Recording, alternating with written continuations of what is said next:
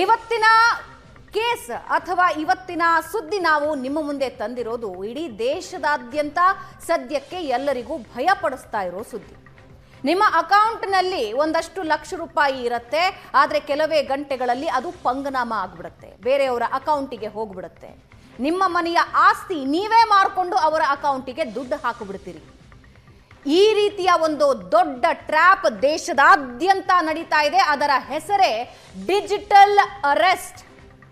ಇವತ್ತು digital arrest ನ ಬಗ್ಗೆ ಸಂಪೂರ್ಣವಾದ ವಿವರ ನಿಮಗೆ ನೀಡ್ತಾ ಹೋಗ್ತೀನಿ. ಏಷ್ಯಾನೆಟ್ ಸುವರ್ಣ ನ್ಯೂಸ್ ಹೀಗಿದ್ದೊಂದು ಜಾಗೃತಿಯ ಪ್ರಯತ್ನ ಮಾಡ್ತಾ ಇದೆ.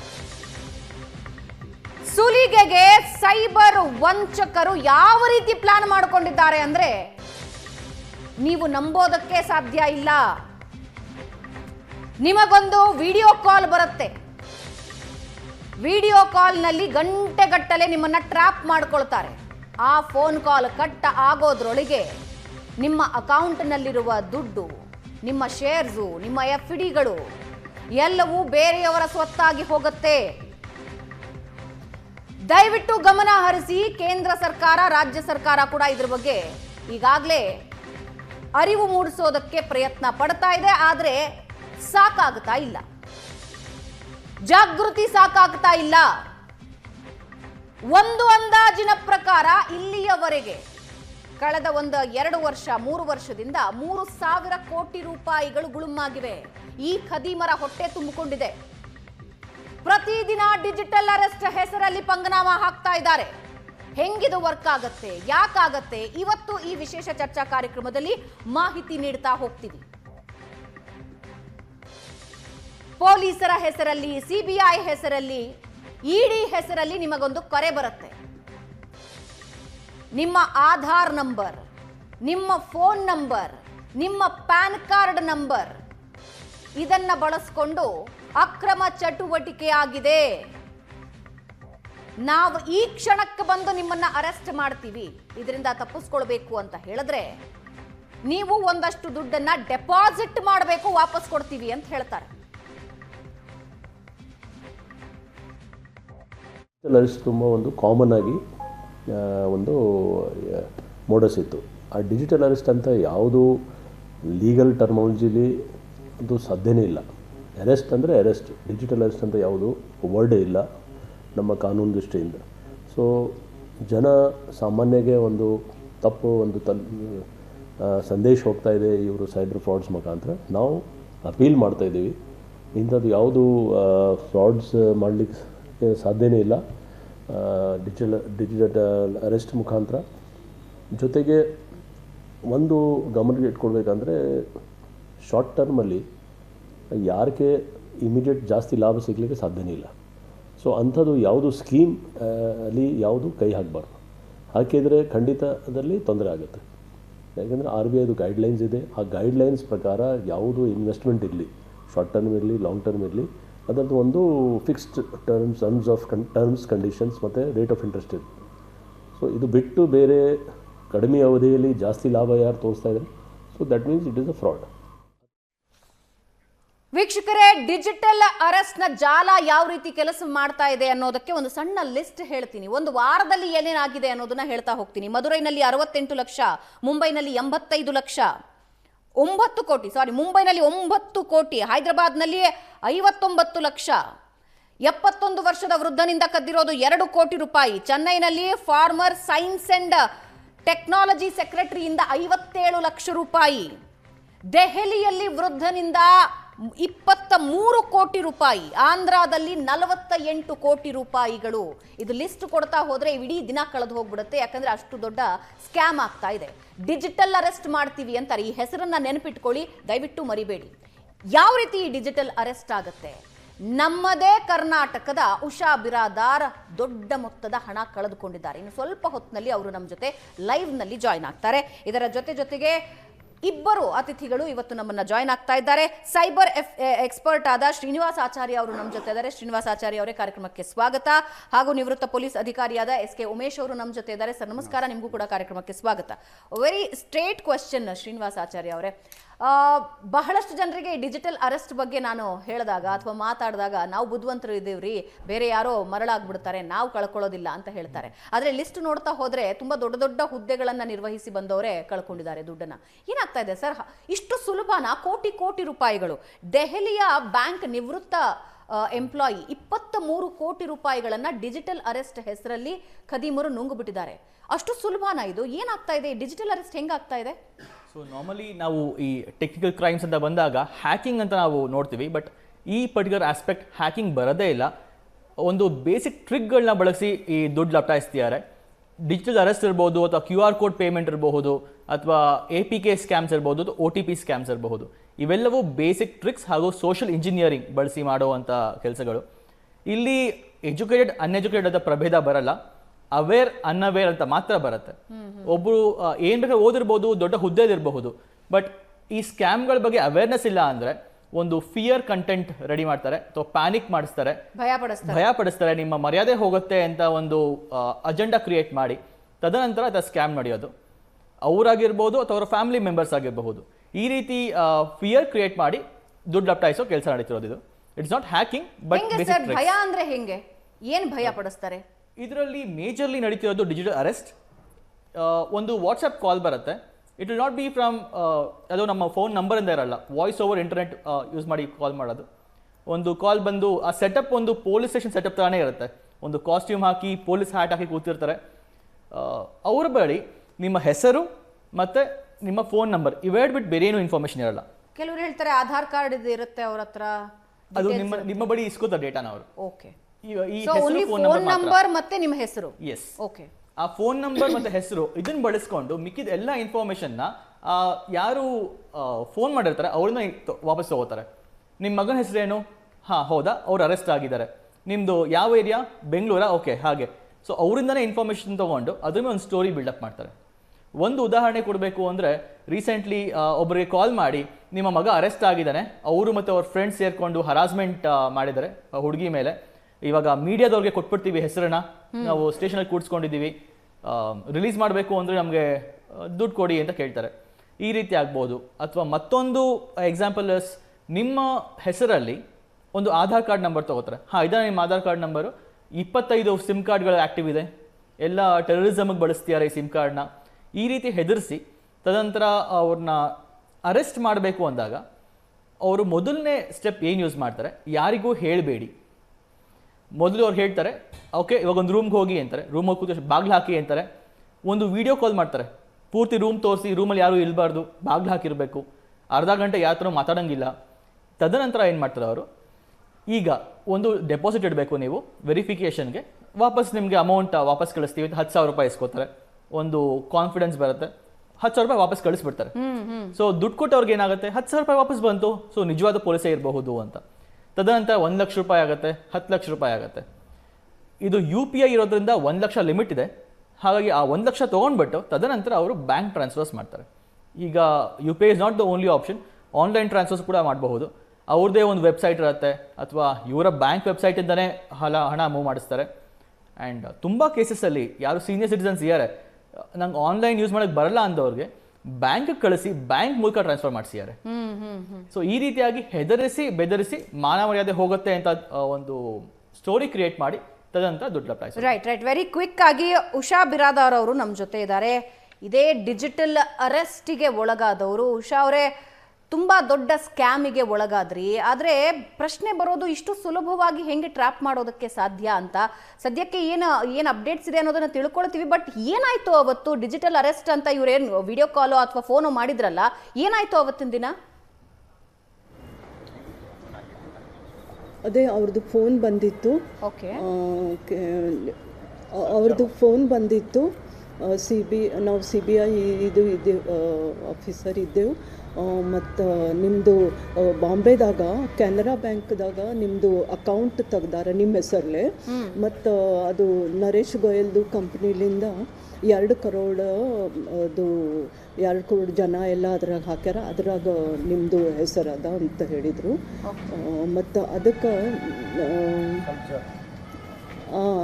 ಬ್ಯಾಂಕ್ ಅದಕ್ಕೆ ನಿಮಗೆ ಅರೆಸ್ಟ್ ಮಾಡ್ತೇವೆ, ನಾವು ನಿಮಗೆ ಉಳಿಸ್ಕೋತೇವೆ, ಮತ್ತು ಇದು ರೊಕ್ಕ ಆರಾಮ್ ಮಾತಾಡಿ ಉಷಾ ಅವರೇ, ಉಷಾ ಅವರೇ ಆರಾಮಾಗಿ ಮಾತಾಡಿ ಏನಾಯ್ತು ಅಂತ ಆರಾಮಾಗಿ ನನ್ನ ಜೊತೆ ಮಾತಾಡಿ, ನೋ ಪ್ರಾಬ್ಲಮ್.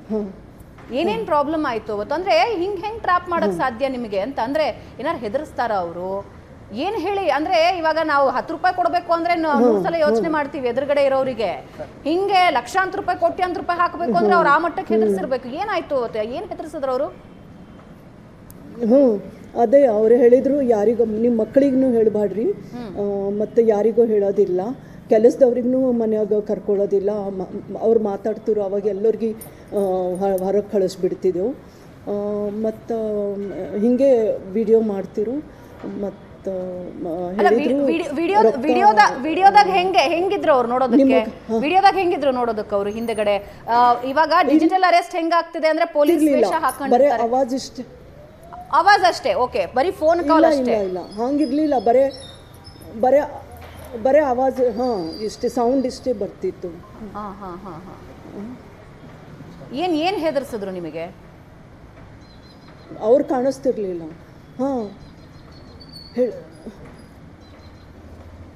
ಉಷಾ ಅವ್ರಿ ಏನಂತ ಹೆದರ್ಸ? ಅಲ್ಲ, ಇವಾಗ ಎಷ್ಟು ದುಡ್ಡು ಕೊಟ್ರಿ ನೀವು ಅವರಿಗೆ? ನಾವು 1,26,74,000. 1,26,00,000 ರೂಪಾಯಿ ಹೆಂಗ್ ಟ್ರಾನ್ಸಾಕ್ಷನ್ ಆಯ್ತದು? RTGS.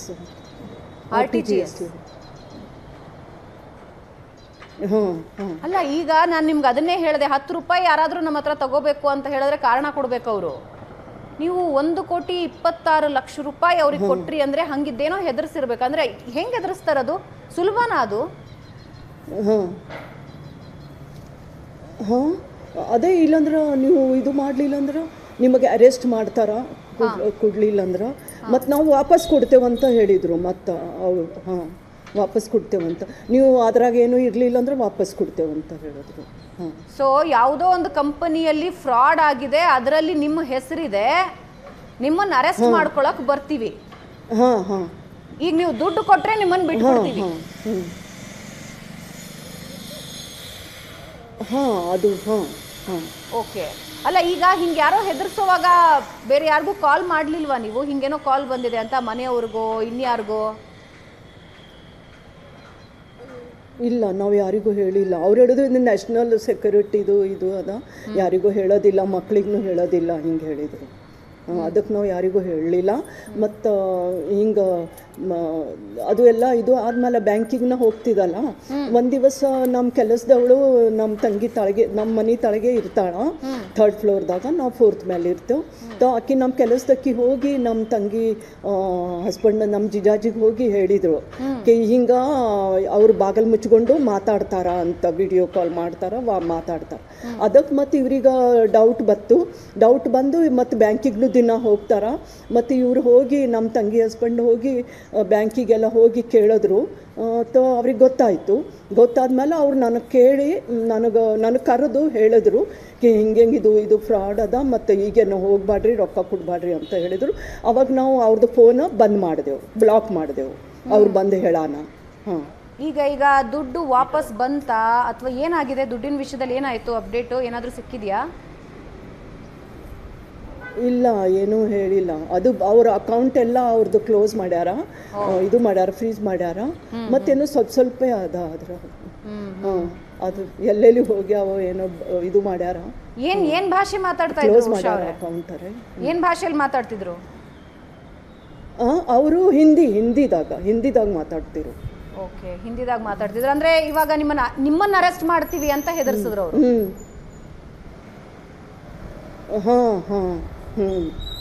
ಓಕೆ, ವಾಪಸ್ ಬರ್ತೀನಿ ಉಷಾ ಅವ್ರು, ಮಾತಾಡ್ತೀನಿ. ಉಮೇಶ್ ಸರ್, ಒಂದು ಅಂದಾಜಿನ ಪ್ರಕಾರ, ನಾಟ್ ಎಕ್ಸಾಕ್ಟ್, ನಮಗಿನ್ನೂ ಡೇಟಾಗಳು ಸಿಗ್ತಾ ಇಲ್ಲ, ಒಂದು ಅಂದಾಜಿನ ಪ್ರಕಾರ 3,000 ಕೋಟಿ ರೂಪಾಯಿಗಳ ಸ್ಕ್ಯಾಮ್ ಆಗಿದೆ ಇಲ್ಲಿವರೆಗೆ. 3,000 ಕೋಟಿ ರೂಪಾಯಿಗಳು ಈ ರೀತಿ ಡಿಜಿಟಲ್ ಅರೆಸ್ಟ್ ಮೂಲಕ ಒಬ್ಬೊಬ್ಬರ ಖಾತೆಯಲ್ಲಿ ಎಷ್ಟೆಷ್ಟು ದುಡ್ಡಿದೆಯೋ ನುಂಗಿ ನೀರು ಕುಡಿದು ಬಿಡಿದ್ದಾರೆ. ಆದರೆ ಒಂದಂತೂ ಸಮಸ್ಯೆ ಇದೆ ಸರ್, ಏನು ಅವೇರ್ನೆಸ್ ಬೇಕಿದೆಯೋ ಅದಿನ್ನೂ ಆಗಿಲ್ಲ ಸರಿಯಾಗಿ. ನಮಗೆ ಇಂಡಿವಿಜುವಲ್ ಸ್ಕ್ಯಾಮ್ ಆಗ್ತಾ ಇರೋದ್ರಿಂದ ಇದು ಜಾಸ್ತಿ ಹೈಲೈಟ್ ಆಗ್ತಾ ಇಲ್ವೋ ನನಗೆ ಗೊತ್ತಿಲ್ಲ. ಬಟ್ ನನ್ನ ಕನ್ಸರ್ನ್ ಇರೋದು ಒಂದೇ, ಇಡೀ ಜೀವನ ಪರ್ಯಂತ ಒಂದು ದುಡ್ಡು ಕೂಡಿಟ್ಟಿರ್ತಾರೆ ಸರ್. ಅದು 50 ಲಕ್ಷ ಆಗಿರಲಿ, 1 ಕೋಟಿ ಆಗಿರಲಿ, ಬೇಡ 20 ಕೋಟಿನೇ ಆಗಿರಲಿ. ಆ ಮನುಷ್ಯನ ಇಡೀ ದುಡ್ಡನ್ನು ತಿಂದುಬಿಡ್ತಾರೆ ಇವರು. ಮತ್ತೆ ಇವಾಗ ನೋಡ್ತಾ ಇದ್ರಲ್ಲ ನೀವು, ಉಷಾ ಅವ್ರು ಹೇಳೋ ಹಾಗೆ ಆ ಅಕೌಂಟ್ ಆಕ್ಟಿವೇಟ್ ಇಲ್ಲ, ಆ ಸಿಮ್ ಕಾರ್ಡ್ಗಳು ಆಕ್ಟಿವೇಟ್ ಇರೋದಿಲ್ಲ, ಆ ನಂಬರ್ ಗೊತ್ತಿಲ್ಲ, ಆ ವ್ಯಕ್ತಿ ಗೊತ್ತಿಲ್ಲ, ಆ ದುಡ್ಡು ಬರುತ್ತೋ ಇಲ್ವೋ ಗೊತ್ತಿಲ್ಲ. ಜೀವನಕ್ಕೆ ಅಂತ ಉಳಿಸ್ಕೊಂಡಿದ್ದ ದುಡ್ಡು ಯಾರ್ದೋ ಬಾಯಿಗೆ ಹಾಕಿ ಇನ್ನೂ ಅವೇರ್ನೆಸ್ ಸಾಕಾಗಿಲ್ಲ ಸರ್. ಪೊಲೀಸ್ ಡಿಪಾರ್ಟ್ಮೆಂಟ್, ಗೌರ್ಮೆಂಟ್ ಸಾಕಾಗ್ತಿಲ್ಲ ಅಂತ ನನಗನ್ಸುತ್ತೆ. ಸತ್ಯ ನೋಡಿ, ನಾವು ಈಗಾಗಲೇ 2-3 ವರ್ಷದಿಂದ ಕಂಟಿನ್ಯೂಸ್ ಆಗಿ ಡಿಜಿಟಲ್ ಅರೆಸ್ಟ್ಗೆ ಸಂಬಂಧಪಟ್ಟಂಗೆ ಮಾತಾಡ್ತಾ ಇದ್ದೀವಿ. ಅಂದರೆ ಸಾಮಾನ್ಯವಾಗಿ ಪ್ರಪ್ರಥಮದಲ್ಲಿ ಸ್ವಲ್ಪ ಕಷ್ಟ ಆಗ್ತಾಯಿತ್ತು ಜನಗಳಿಗೆ ರೀಚ್ ಆಗುವಂಥದ್ದು ಇದೆಲ್ಲ. ಬಟ್ ಅಲ್ಲಿಂದ ಇಲ್ಲಿವರೆಗೂ ನೋಡ್ಕೊಂಡು ಬಂದಿರತಕ್ಕಂಥದ್ದು ಎಲ್ಲ ರಿಟೈರ್ಡ್ ಮತ್ತು ಎಲ್ಲ ಎಜುಕೇಟೆಡ್ ಕ್ಲಾಸ್ಗಳಿಗೆ ಮಾಡ್ತಕ್ಕಂಥದ್ದು. Those who are having a knowledge of Hindi or English ಇರ್ತಕ್ಕಂಥವ್ರಿಗೆ. ಇನ್ನು ಬೇರೆ ಭಾಷೆ ಕನ್ನಡದಲ್ಲಿರ್ತಕ್ಕಂಥವ್ರ ಜೊತೆಯಲ್ಲಿ ಆಗಿರ್ತಕ್ಕಂಥದ್ದು ನಾನು ಕೇಳೇ ಇಲ್ಲ. ಯಾರು ಆ ಥರ ಭಾಷೆ ಅರ್ಥ ಆಗಲ್ಲ, ಅದೇ ಅವರು ಅದರಿಂದ ಏನಾಗ್ತದೆ, ಅವ್ರ ಮೇಲೆ ಅವ್ರನ್ನ ಟಾರ್ಗೆಟ್ ಆಗ್ತಾ ಇಲ್ಲ. ಯಾರು ಟಾರ್ಗೆಟ್ ಆಗ್ತಾ ಇರ್ತಕ್ಕಂಥವ್ರು ಹೂ ನೋಸ್ ಲ್ಯಾಂಗ್ವೇಜ್, ಯಾರಿಗೆ ಭಾಷೆ ಗೊತ್ತಿದೆಯೋ ಅವ್ರು ಟಾರ್ಗೆಟ್ ಆಗ್ತಾರೆ. ಯಾರು ರೆಸ್ಪಾಂಡ್ ಮಾಡ್ತಾರೋ ಈ ಥರದವರು ಟಾರ್ಗೆಟ್ ಆಗ್ತಾ ಇದ್ದಾರೆ. ಕಾರಣ ಏನು ಇದು ಅಂತಂದರೆ, ಯಾಕೆ ಅವರೇ ಟಾರ್ಗೆಟ್ ಆಗ್ತಾರೆ? ತುಂಬ ಜನ ಯಾಕೆ ಅದನ್ನು ರಿಜೆಕ್ಟ್ ಮಾಡ್ತಾರೆ, ಕೆಲವು ಜನ ಯಾಕೆ ಟಾರ್ಗೆಟ್ ಮಾಡ್ತಾರೆ, ಯಾಕೆ ಎಲ್ರಿಗೂ ನಾವು ಯಾಕೆ ಮುಟ್ಸೋಕ್ಕಾಗ್ತಾ ಇಲ್ಲ, ಈ ಥರ ಡಿಜಿಟಲ್ ಅರೆಸ್ಟ್ ಅಂತ ಮಾಡ್ತಾರೆ, ಈ ಫ್ರಾಡ್ ಒಳಗಾಗಬೇಡಿ ಅಂತ ಹೇಳ್ಬಿಟ್ಟು ಅಂತೇಳಿ ಈಗಾಗಲೇ ನ್ಯಾಷನಲ್ ಏನು ನಮ್ಮ ಸೆಂಟ್ರಲ್ ಗೌರ್ಮೆಂಟಲ್ಲಿ ಬೇಕಾದಷ್ಟು ಅದಕ್ಕೆ ಸಂಬಂಧಪಟ್ಟಂಥ ವಿಚಾರಗಳನ್ನ ಈಗಾಗಲೇ ತುಂಬಿದ್ದಾರೆ. ಅಂತಂದರೆ ಏನೇನು ಮಾಡಬೇಕು, ಏನು ತಕ್ಷಣ ನೀವೇನಾದರೂ ಒಳಗೆ ಫೋಟೋ ಈ ಥರ ಸಿಗಾಕೊಂಡ ತಕ್ಷಣವೇ ಯಾವ ನಂಬರ್ ಕಾಂಟ್ಯಾಕ್ಟ್ ಮಾಡ್ಕೋ, 1930 ಅಂದ್ರೇನು, ಎಲ್ಲ ಹಲವಾರು ಕಂಪ್ಲೀಟ್ ನೋಡಲ್ ಆಫೀಸರ್ಗಳನ್ನ ಇಡೀ ರಾಜ್ಯದಲ್ಲಿ ನೇಮಕ ಮಾಡಿದ್ದಾರೆ. ಮತ್ತು ಬೇರೆ ಅಂಡಮಾನ್ ನಿಕೋಬಾರ್ ಮತ್ತು ಯೂನಿಯನ್ ಟೆರಿಟರೀಸ್ಗಳಲ್ಲೂ ಇದ್ದಾರೆ. ಮತ್ತು ಮಾಡಿದ ತಕ್ಷಣವೇ ನೀವು ಇಮಿಡಿಯೇಟಾಗಿ ಒಳಗಾದ ತಕ್ಷಣ ನೀವು 1930 ಹಾಕಿ ಇಮಿಡಿಯೇಟಾಗಿ ಸೈಬರ್ ಕ್ರೈಮ್ಗೆ ಒಂದು ಪೋರ್ಟಲ್ ಇದೆ, ಆ ಪೋರ್ಟಲ್ ಕಂಪ್ಲೇಂಟ್ ಕೊಡಿ, ಇಮಿಡಿಯೇಟಾಗಿ ಸೀಸ್ ಆಗಿಬಿಡುತ್ತೆ, ಫ್ರೀಸ್ ಆಗಿಬಿಡುತ್ತೆ ಬ್ಯಾಂಕಲ್ಲಿ ದುಡ್ಡು ಅಂತ ಅನ್ನುವಂಥದ್ದು ಸಹ ಈಗಾಗಲೇ ತಿಳಿಸಿದ್ದಾರೆ. ಏನು ನಂಬರು ಸರ್ ಅದು? 1930.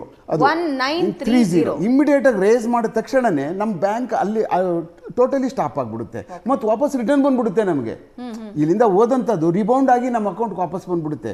ಎಷ್ಟು ಬೇಗ ಸಾಧ್ಯನೋ ಅಷ್ಟು ಬೇಗ ಮಾಡ್ಬೇಕು. ಅದನ್ನ ಎಷ್ಟು ಟೈಮ್ ಲಿಮಿಟ್ ಇರುತ್ತೆ ಸರ್? ಅದು ಒಳಗಡೆ ಮಾಡಿದ್ರೆ 24 hours to 72 hours ಒಳಗೆ ಅಂತ ಒಂದು ನಮ್ಮ ಸೈಬರ್ ಕ್ರೈಮಲ್ಲಿ ಹೇಳಿದ್ದಾರೆ. ಬಟ್ ಅಷ್ಟು ಟೈಮ್ ತಗೊಳ್ಳುವಂಗೆ ಇಲ್ಲ. ಈ ಥರ ಆಗಿದ್ದೀವಿ ಅಂದ ತಕ್ಷಣವೇ, ಕಳಿಸ್ಬಿಟ್ಟಿದ್ದೀವಿ ಅಂದ ತಕ್ಷಣವೇ ನೆಕ್ಸ್ಟ್ ಮೂಮೆಂಟಲ್ಲಿ ಹೇಳಿದ ತಕ್ಷಣ 1930 ಹೋಗಿ ಸೈಬರ್ ಪೋರ್ಟಲ್ಗೆ ಹೋಗಿ ನಮ್ಮ ಅಲ್ಲೋಗಿ ಒಂದು ಅಪ್ಲಿಕೇಶನ್ ರೇಸ್ ಮಾಡಿ ಇಮಿಡಿಯೇಟಾಗಿ ಕಳಿಸಿದ ತಕ್ಷಣವೇ ಬ್ಲಾಕ್ ಆಗಿ ವಾಪಸ್ ಬರುತ್ತೆ. ಅದು ಆ ಥರ ಸಿಸ್ಟಮು ನಡೆದಿದೆ ಈಗ ಪೂರ್ತಿ. ಈಗ ಏನಾಗ್ತಾ ಇದೆ ಅಂತಂದರೆ, ಒಂದು ಇಲ್ಲ ಯಾರು ಇದನ್ನು ಡಿಜಿಟಲ್ ಅರೆಸ್ಟ್ಗೆ ಆಗ್ತಾ ಇದ್ದಾರಲ್ಲ, ಆಗ್ತಾ ಇರ್ತಕ್ಕಂಥವ್ರೇನು ಸಾಮಾನ್ಯವಾಗಿ ಎಬೋ 40 years, 45 years, 50 years ಅವ್ರೆ. ಅದ್ರ ಒಳಗಡೆ ಇವರು ಭಾಳ ಕಮ್ಮಿ. ಅವ್ರೇನಾದ್ರು ಯಾರು ಕೇಳೋಕೆ ಹೋಗ್ತಾರೆ, ಏನಾದ್ರು ವಿಚಾರ ಮುಟ್ಟಿಸ್ತಾರೆ, ಸಂಬಂಧಿಕರು ಕೇಳ್ತಾರೆ, ಫ್ರೆಂಡ್ಸ್ ಕೇಳ್ತಾರೆ, ಅವ್ರು ಬಚಾವಾಗ್ಬಿಡ್ತಾ ಇದ್ದಾರೆ ಮತ್ತು ಬೈದ್ಬಿಟ್ಟು ಸುಮ್ಮನೆ ಆಗ್ಬಿಡ್ತಾ ಇದ್ದಾರೆ. ಇವ್ರು ಏನು ಮಾಡ್ತಾ ಇದ್ದಾರೆ, ಯಾರಿಗೂ ತಿಳಿಸ್ತಾ ಇಲ್ಲ. ಒಂದು, ಎರಡನೇದು ಗೌಪ್ಯ ಕೂತ್ಕೊಬಿಡ್ತಾರೆ. ಮೂರನೇದು ನಮ್ಗೆ ಗ್ಯಾರಂಟಿ ನಾವೇನೋ ತಗಲಾಕಬಿಟ್ಟಿದ್ದೀವಿ ಸ್ಕ್ಯಾಮ್ ಒಳಗಡೆ ಏನು ಅಂತ ಬೈದು ಒಳಗಡೆ ಹೋಗ್ಬಿಡ್ತಾರೆ. ಅಣ್ಣ ಮಕ್ಕಳುಗಳಿಗೂ ಕಾಂಟ್ಯಾಕ್ಟ್ ಮಾಡದೇ ಇರುವಂಥ ಪರಿಸ್ಥಿತಿಗೆ ಬರ್ತಾರೆ. ಈಗ ನಾನೇ ಒಂದು ಮನೆಯಲ್ಲಿ ಪಕ್ಕದ ರೂಮಲ್ಲಿ ಇರೋರ್ನು ಕಾಂಟ್ಯಾಕ್ಟ್ ಮಾಡಕ್ ಬಿಡಲ್ಲ. ಹೌದೌದು, ಹಸ್ಬೆಂಡ್ ಆ್ಯಂಡ್ ವೈಫ್ಗೂ ಬಿಡಲ್ಲ. ಗಂಡ ನೀನು ಹೆಂಡತಿಗೆ ತಿಳಿಸ್ಬಾರ್ದು ಅಂತಲೂ ಸಹ ಇದಾಕಿದ್ದಾರೆ. ನನಗೆ ಗೊತ್ತಿರ್ತಕ್ಕಂಥದ್ದು ಒಂದು ವಾರದಲ್ಲಿರುವಂಥ ಕೇಸು. ಅವ್ರು ಈಸ್ ಎ ಚೀಫ್ ಇಂಜಿನಿಯರು ಮನುಷ್ಯ. ಇಬ್ಬರು, ಒಬ್ಬ ಕೆನಡಾದಲ್ಲಿ ಇದ್ದಾನೆ ಸಾಫ್ಟ್ವೇರ್ ಇಂಜಿನಿಯರ್, ಒಬ್ಬ US ಸಾಫ್ಟ್ವೇರ್ ಇಂಜಿನಿಯರ್ ಇದ್ದಾರೆ. ಇವ್ರನ್ನ ಟೋಟಲಿ ಕಂಪ್ಲೀಟ್ ಸರ್ಕಂಫರೆನ್ಸ್ ಮಾಡಿಬಿಟ್ಟಿದ್ದಾರೆ. ರೂಮಿಂದ ಈಚೆನೆ ಬರ್ತಾ ಇಲ್ಲ. ಹೆಂಡತಿ ಹೋಗಿ ಕೇಳಿದರೆ, ಸುಮ್ಮನೆ ಇರು, ನಾನು ಮಾತಾಡ್ತೀನಿ, ಏನೋ ಸಮಸ್ಯೆ ಆಗ್ಬಿಟ್ಟಿದೆ, ನನ್ನ ಹತ್ರ ಬರಬೇಡ ನೀನು, ಹಾಗೆ ಹೀಗೆ. ಯಾವಾಗ ಒಂದು ಸಾರಿ ಇವಳು ಹೋಗ್ತಾಳೋ ಆವಾಗ ಅವ್ರು ಏನು ಮಾಡ್ತಾರೆ, ಬ್ಲಾಕ್ ಮಾಡಿಬಿಡ್ತಾರೆ. ವಿಡಿಯೋ ಕಾಲಲ್ಲಿ ಬಂದ್ಬಿಡ್ತಾಳೆ ಇವಳು. ಒಳಗಡೆ ಹೋದ ತಕ್ಷಣನೇ ನೋಡು ವಿಡಿಯೋ ಬಂದ್ಲೀಗ, ನಾವು ಅವಳನ್ನ ಅರೆಸ್ಟ್ ಮಾಡಿಬಿಡ್ತೀವಿ, ನೀವು ಒಳಗೆ ಯಾರನ್ನೂ ಸೇರಿಸ್ಕೋಬಾರ್ದು ಅಂತೇಳಿ ಈ ಹಿಮ್ಸೆಲ್ಫ್ ಡಿಟೈನ್ 3 ದಿವಸ ಅವನೇ ಕನ್ಸೈಸ್ ಮಾಡಿ 3 ದಿವಸ ಅಲ್ಲೇ ಈ ಅಮ್ಮ ತೊಗೊಂಡೋಗ್ಬೇಕು, ಡೋರ್ ಒಳಗಡೆ ಊಟ ಇಡಬೇಕು, ಈಚೆ ಬಂದ್ಬಿಡ್ಬೇಕು. ಅಷ್ಟೊತ್ತಿಗೆ ಏನಾಗಿದೆ, ಅಮ್ಮ ಸಿ ಸ್ಮೆಲ್ಟ್ ಸಮಥಿಂಗ್, ಗೊತ್ತಾಯ್ತು ಏನೋ ನಡೀತಾ ಇದೆ ಇದು ಅಂತ ಅಂದ್ಬಿಟ್ಟು ಅಂತ. ತಕ್ಷಣವೇ ಇಮಿಡಿಯೇಟಾಗಿ ಯಾರ್ದೋ ಮುಖಾಂತರನೇ ನನ್ನ ಹತ್ರ ಬಂದು, ನಾನು ಅಲ್ಲಿಂದ ಓಡಿದೆ. ಇನ್ನು ಎಲ್ಲಿ ಏನಾದ್ರು ಟ್ರಾನ್ಸ್ಫರ್, ಅಷ್ಟೊತ್ತಿಗಾಗಲೇ ಡಿಪಾಸಿಟ್ಸ್ ಎಷ್ಟಿದೆ, ಯಾವ್ಯಾವ ಬ್ಯಾಂಕಲ್ಲಿ ಡಿಪಾಸಿಟ್ಗಳಿದೆ, ಏನು ಪೂರ್ತಿ ಪ್ರಮಾಣದ ಎಲ್ಲ ತೊಗೊಬಿಟ್ಟಿದ್ದಾರೆ ಪೂರ್ಣ. ಅವತ್ತೊಂದು ದಿವಸ 11:30 12 ಗಂಟೆ ಅಷ್ಟೊತ್ತಿಗೆ ಇವ್ರು ಬ್ಯಾಂಕ್ ಹೋಗ್ಬೇಕಾಯ್ತು ಟ್ರಾನ್ಸ್ಫರ್ ಮಾಡೋಕ್ಕೆ. ಅಷ್ಟು ಒಳಗಡೆಗೆ ಬಂದರು. ಆ ಎಮ್ಮಗೆ ಗೊತ್ತಾಯ್ತು ಏನೋ ನಡೀತಾ ಇದಲ್ಲ ಇದು ತಾಳು ಅಂತೇಳಿ ಆಗೋ ತಕ್ಷಣಕ್ಕೆ ನಮ್ಮ ಹತ್ರ ಬಂದಾಗಿ ವಿಚಾರ, ನಾವು ತಕ್ಷಣ ಹೋಗಿ ಅವ್ರು ಕರ್ಕೊಂಡು ಈಚೆ, ಮತ್ತು ಕಾಲ್ಗಳು ಬರೋಕ್ಕೆ ಶುರುವಾದವು, ಬರ್ತಾಯಿದ್ದವು. ನಾನು ತಗೊಂಡು ಚೆನ್ನಾಗಿ ಜಾಡಿಸ್ದೆ, ಬಾಯಿಗೆ ಬಂದಂಗೆ ಬೈದೆ. ಅವ್ರು ಇನ್ನೂ ಜನ್ಮದಲ್ಲೂ ಸಹ ಅವ್ರು ಗೊತ್ತಾಗೋಯ್ತು ಇದು ಯಾರೋ ರಾಂಗ್ ಕೈಗೆ ಹೊಟ್ಟೋಗ್ಬಿಡ್ತಿದ್ರು ಇನ್ನಾಗಲ್ಲ ಅಂದ್ಬಿಟ್ಟು ಅಂತ. They cut off everything immediately be raise a complaint.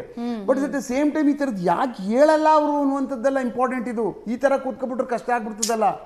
ಈ ಥರ ಅಮೌಂಟ್ನ ಹಿಂಗೆ ಬಂದಾಗ ಅಚಾನಕ್ಕಾಗಿ ನಮ್ಗೆ ಈ ಥರ ವಿಡಿಯೋ ಕಾಲ್ಗಳು ಬಂದವೆ, ಅದಕ್ಕೆ ರೆಸ್ಪಾಂಡ್ ಯಾವ ಕಾರಣಕ್ಕೂ ಮಾಡೋದು ಅಂದರೆ ನಾವೆಲ್ಲೋ ಲಕುನ ಇದ್ದೀವಿ ಅಂದ್ಬಿಟ್ಟು ಅಂತ ಖಂಡಿತವಾಗ್ಲೂ.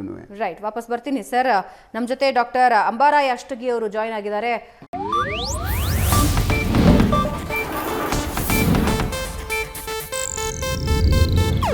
ಇದು ಏಷ್ಯಾನೆಟ್ ನ್ಯೂಸ್ ನೆಟ್ವರ್ಕ್ ಪ್ರಸ್ತುತಿ.